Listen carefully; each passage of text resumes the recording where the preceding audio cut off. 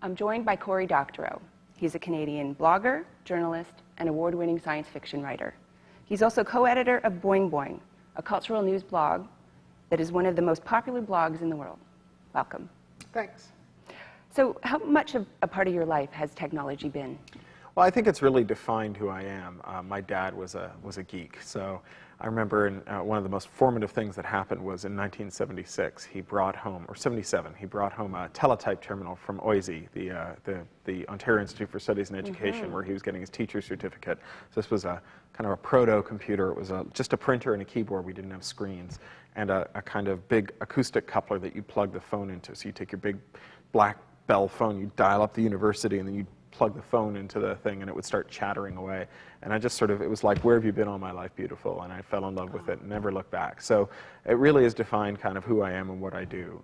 I feel like I've changed careers every 3 or 4 years since I was a teenager, and every one of those careers was new and didn't exist when I started the previous one, and came into existence because of technology. Wonderful.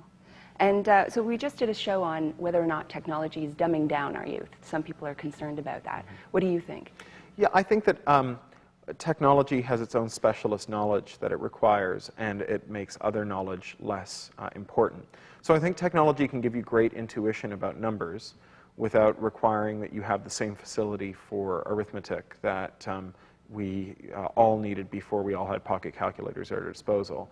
There's not really an imaginable future in which we won't have easy mechanisms for doing arithmetic in our head, in our hands, in our pockets.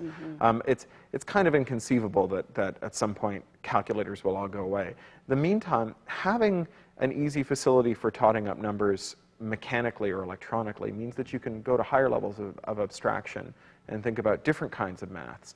The same is true of all kinds of things. You know, having a spell checker means that you can focus on things like structure and grammar without having to get lost in the weeds of spelling. And it opens up composition doors for a kind of writer who might have otherwise been bogged down in that. Right. Do you think there are any potential risks of the extent to which kids are immersed in technology?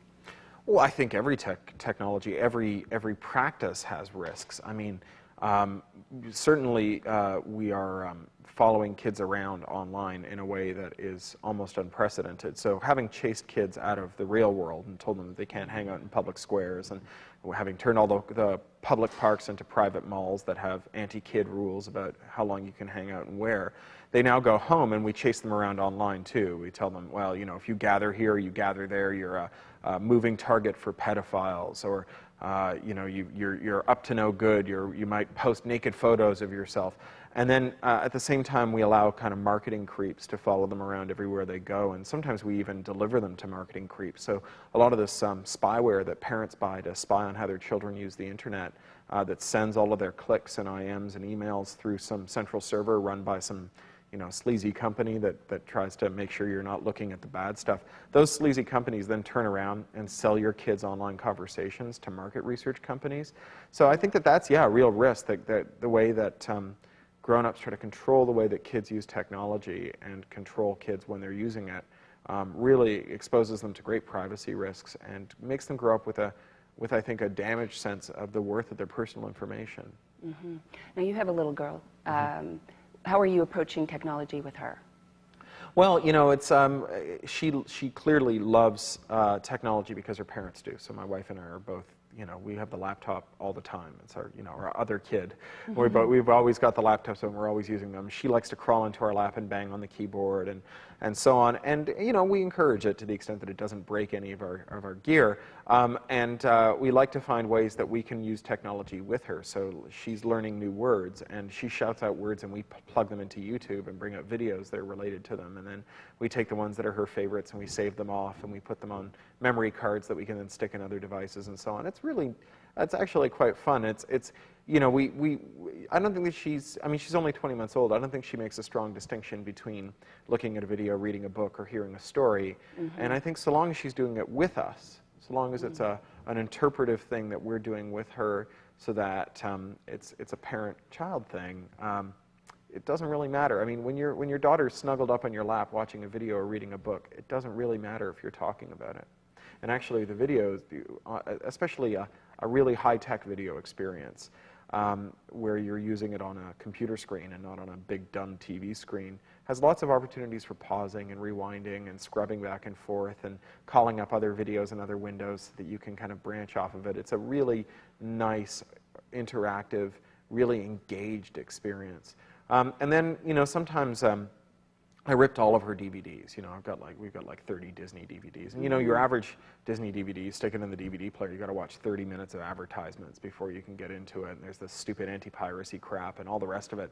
I just ripped them all, and they're all on my hard drive. And so if she climbs up and she wants her Aristocats, cats, she can climb up, and I can pop that up in a little window in the corner of my screen that I can set to stay on top while I'm doing some email, and then I can glance over to what she's watching and say, oh, look at that, you see the mouse, and we can talk about the mouse for a while, pause it, and then I can go back to my mail. So it's really nice that we can both share the same screen, and she also, her attention wanders from the little screen in the corner to my windows over here, and she sees what I'm looking at the web, and she points at it. We talk about that too. Right. It's really nice. So you think she can learn from the technology as well? You're sort of necessary skills. Yeah, I think she's acquiring that technological fluency that you only get from play. I think that, you know, especially with older kids, we make this really sharp and completely artificial distinction between playing with technology and doing worthy things like homework with technology.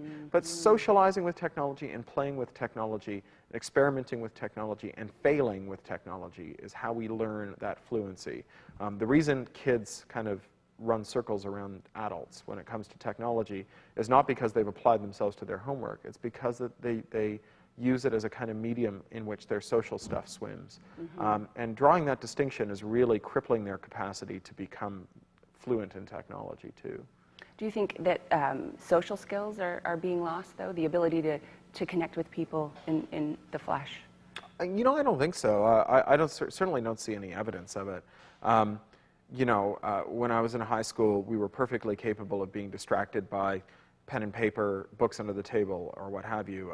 If anything, the kids that I know now are way more socially connected than I was back then. Certainly, the university students I've taught have way more fluency bridging the social, or keeping the social fires burning with people who they left back home to go away to university to see. So they're still connected to multiple social groups, and they can bridge those social networks really easily. And I certainly have the experience of having a social connection to people who I don't physically see very often, or sometimes not even at all, and nevertheless feeling a social bond with them. And certainly as an expatriate, because I live in the United Kingdom and my daughter lives thousands of kilometers from her grandparents, technology is essential to my social relationships and my social ties back to Canada and to my family. My daughter's video conferencing time with my parents is really precious. She really, really enjoys it. Wonderful. Now, you're also a fiction writer. So do you worry at all that in this high-tech age that when your little girl grows up that she won't want to curl up on the couch with the classics and lose that reading?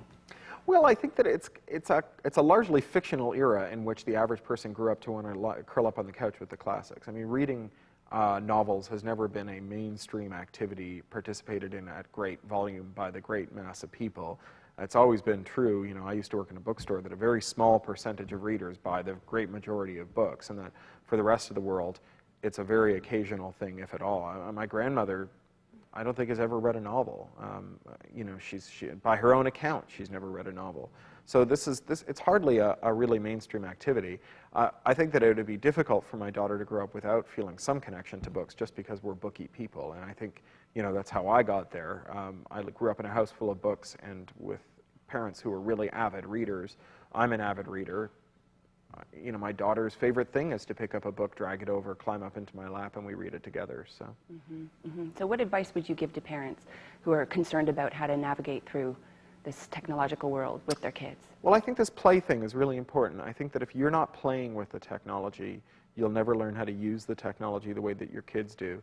And so playing with them when they play, socializing with them through technology is really how you're going to get the fluency that they have and inhabit the same worlds as them. You know, we've got this big drive on to do bigger screens in the living room and high-definition television, and I think this is being shot in HD. And really, all you get in HD, for the most part, is like bigger pores. And, you know, the world's supermajority of HD screens are connected to computers, and we don't open just one window in a computer. We do lots of things on the computer screen. I love the idea of someday having an electronic hearth in the living room again that is this big, whatever, you know, energy-sucking 72-incher, but instead of just having a, you know, Courtney Cox's giant lollipop head with her huge gaping pores on it, kind of tottering back and forth in some old episode of Friends, you've got a video game that one kid is playing, a website that another kid is looking at, maybe a sports match, and maybe another thing that you know, some of which require audio and some of which don't, and we're all looking at what each other's doing, and we're all of us kind of in the same virtual space but doing our own thing. I love that idea. I love the idea of being able to toss Windows from my laptop up onto the big screen so the family can see it. That's a much nicer vision than this idea of, you know, you buy your kid his hooked on phonics DVD or program, set it running on the Jumbotron, and go into the other room to answer your boss's emails. Okay, thanks, Corey. My pleasure. My guest has been Cory Doctorow.